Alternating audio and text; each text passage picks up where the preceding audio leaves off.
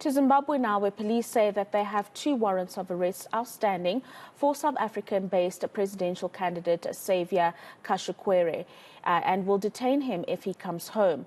But the former minister's chief election agent and his lawyers say that he's free to return to Zimbabwe whenever he chooses. eNCA correspondent Pindai Dube has that report. 52-year-old Saviour Kasukuwere, who is in exile in South Africa, is contesting the Zimbabwe presidential elections as an independent candidate. He was previously ZANU-PF political commissar and a local government minister under former President Robert Mugabe. Last week, his election agent filed the relevant papers with the Zimbabwe Electoral Commission to allow him to contest the country's 23 August elections. But according to the state-owned Herald newspaper, police say they intend to arrest Kasukuwere for criminal abuse of office and for his refusal to submit his papers to a clerk of court.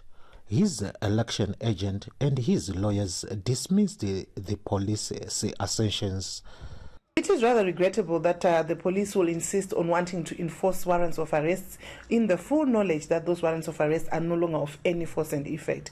Those warrants of arrest were rendered useless or now and void or of no consequence upon the charges from which they stemmed being quashed. Our knowledge, and according to advice from our legal counsel, President Saviour Kasukuwere is a free man. He can come to Zimbabwe anytime, and he will be coming to Zimbabwe. Kasukuwere's former party ZANU-PF say if he has arrest warrants outstanding, he will have to face the wrath of the law. They call for him to be arrested, or for him to be arrested. It is the responsibility of the police force. And if the police force believes that Mr. Kasukuwere has a case to answer, then he has to be arrested. 11 presidential candidates are contesting this year's Zimbabwe elections.